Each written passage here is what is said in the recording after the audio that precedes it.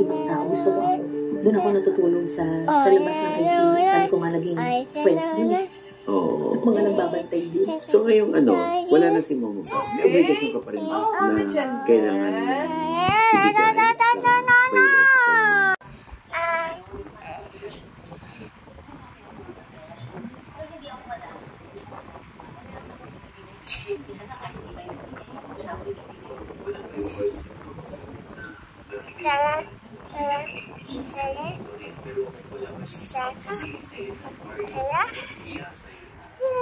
Paano po si Bibi?